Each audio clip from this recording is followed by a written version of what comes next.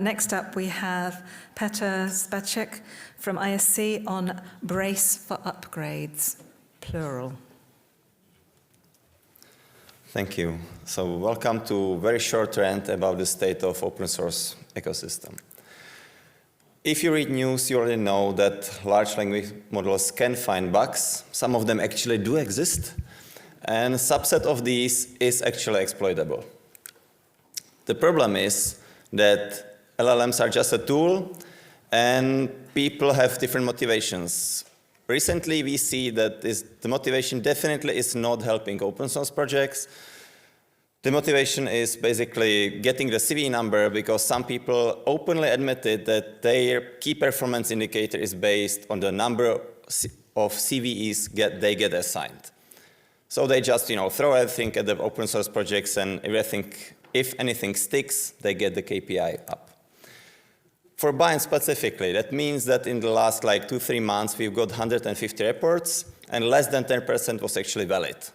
So just triaging that is insane amount of work. Unbound, similar story. Number of CVs did multiply, but the amount of nonsense is staggering. Power DNS, same story. Number of CVs multiplied compared to the previous year. Again, less than 5% or maybe 5% actually valid reports. Incredible amount of noise. The problem is that this is effectively denial of service attack on the development teams. Because you can meet the developers here in person and them personally, and that's all of it. There is no more. And these people are spending time triaging the nonsense most of the time. Sometimes there are CVEs. There is more bugs, but they don't trace to the CVE severity level. It's it's a bug. If you configure non-internet class resolver, then you can make it crash, but there is one on the planet. So effectively, that means that to make things faster, we might be providing less of a service to you as the users, because historically, we were trying to find a workaround, so you don't have to upgrade immediately, but that takes time.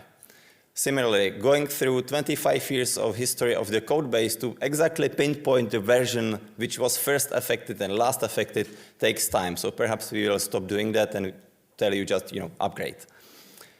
Same goes for the tests which historically were made available later after the fixed version was released with the assumption that the test is basically exploit. But nowadays you feed the patch to the LLM, it will spit out exploit, maybe.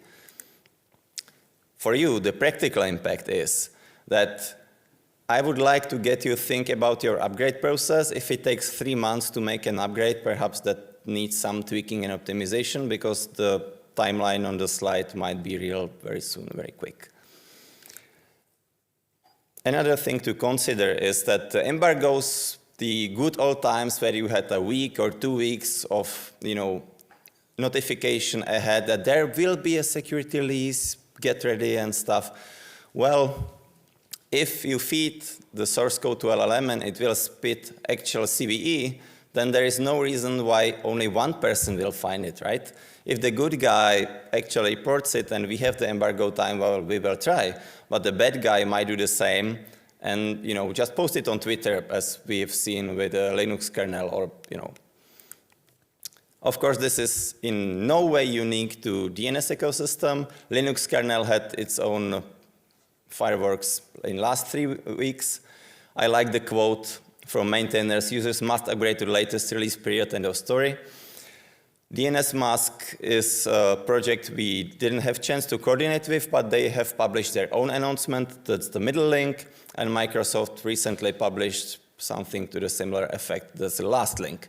So interesting times ahead. If you're a researcher, please, you can help us out. First, actually check what the LLM produced. That would help a lot. We don't need 20 pages of description what the code base does. We already know that. So, cut to the important stuff, minimize the output so we don't have to read all of it. Here's a link to a template. If your LLM can use a template, please give it a try. It might help. Verify that your threat model actually is a DNS, because if you assume that malicious parent, then, well, in DNS, malicious parent can do anything, so don't bother reporting. And yeah, if you provide regression test along with the submission, you are golden. What's next? Well, besides hacks to open source project maintainers, perhaps if you support them, we can hire more people to work on it or pay for the crazy tokens to fight fire with fire and use LLMs to triage the reports. Maybe, I don't know. In any case, brace for upgrades. Sorry, I don't have any better news.